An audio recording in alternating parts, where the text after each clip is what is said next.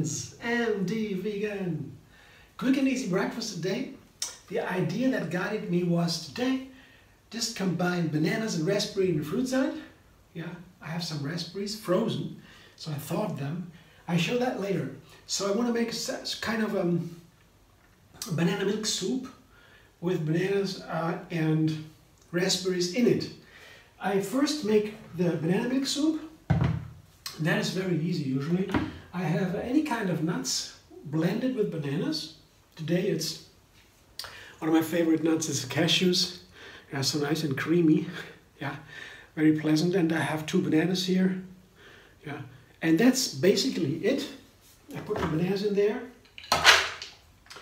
And the cashews, just half a cup of cashews. Doesn't need to be that much. And half a lemon to get the whole thing light. To keep the bananas from turning brown. And it also adds a nice flavor to the banana. I talked about that before.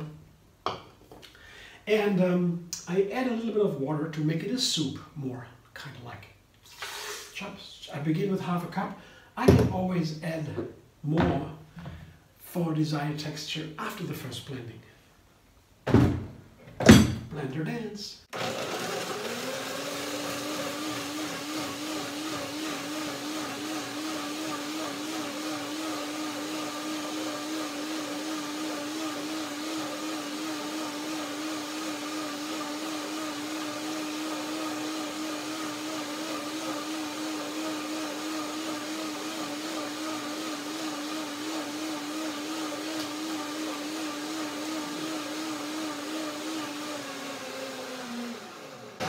This is always a winner.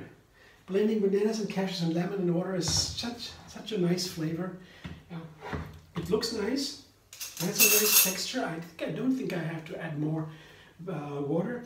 I had just a half cup or so. Yeah, I think it's half cup, not much more. And the texture is nice. It's runny for a soup, nicely. But let's check the flavor. That's always important. Always the ingredients change. Yeah, the lemons are different always, mostly the bananas are different from whatever kind of banana you have. So I always check the flavor. I mean, know the recipe already, but I still have to check it, of course. Yeah, so nice. I blend a second time in a moment. Everything else can remain. Just the blending, always do the second blending when I have nuts in there or dates to get it really creamy. First blending breaks down the ingredients to small pieces, and then the pieces they soak in minutes. Second blending then makes it really creamy as the smaller pieces getting even smaller after the soaking. So now the idea, as I said, was giving bananas together with raspberries, and I had these raspberries frozen, and that's kind of nice here. You can also have fresh, of course. Though the frozens are very inexpensive, always available all through the years, so I always have them at home in my freezer, if you have a freezer. Here it's worth it. Can save a lot of money also. And you see from thawing here, this is a metal container, thaws on a hot water bath. That's easy, takes maybe 15 minutes or so with the lid on top.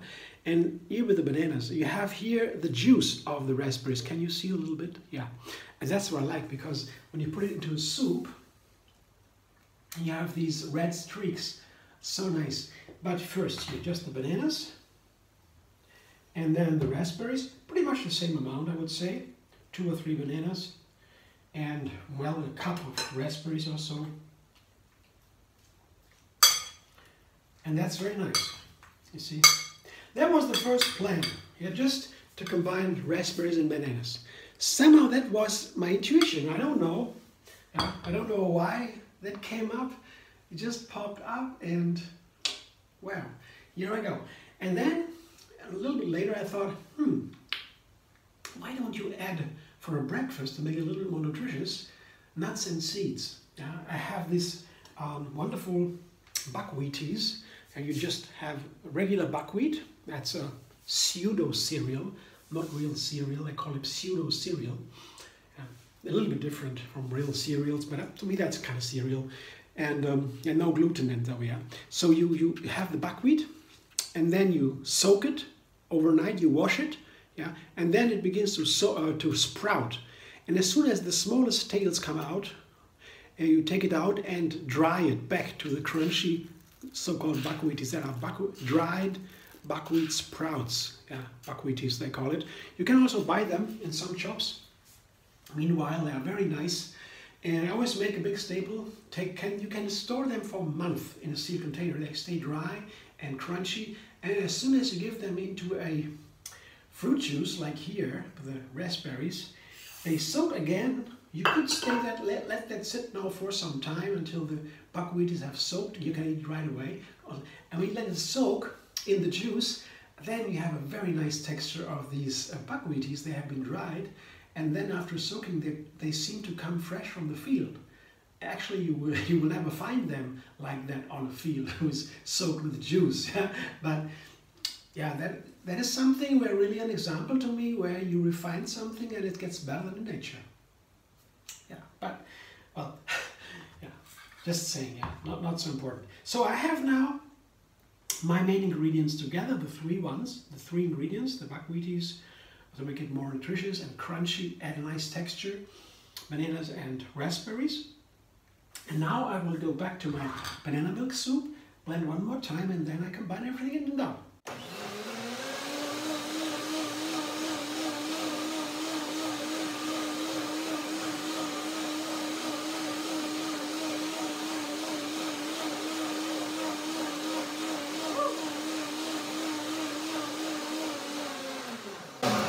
I mean, for example, to refine something, I don't do that now, but you could. You have these just thawed raspberries, if you have the frozen ones, and they're still a little bit cold. Yeah? They're still, some of them are frozen. You can even let some, you can even take the frozen ones. You could also do that. And then you blend the banana milk soup longer until it warms up. You have a warm soup on the frozen raspberries. That is usually very nice. I guess it would be in this case, but just an idea. If you want to try, I do that sometimes. First I will taste now the banana milk soup. It looks very nice. Such a gentle flavor. I show you the whole thing. Here's my milk soup, and here is the raspberries, buckwheaties, and the bananas. You see what it looks like. Here the soup is runny, creamy, beautiful. Yeah. And that's it. I mean, these banana milk soups are really one of my favorite breakfasts. They're endless variety. You can make it in so many ways. Oh wow, now I mix it. I have to show you. And you see these color streaks here. That's what I'm talking about. Yeah, with the red color, the juice goes in the milk. It looks like this. Isn't that beautiful? I like it. So, yeah, that's it. Enjoy. And I have a top now. The first ingredients are bananas, raspberries, and buckwheaties. Second, now the soup. The third, take three, yeah, the idea, is the method. Here, some walnuts.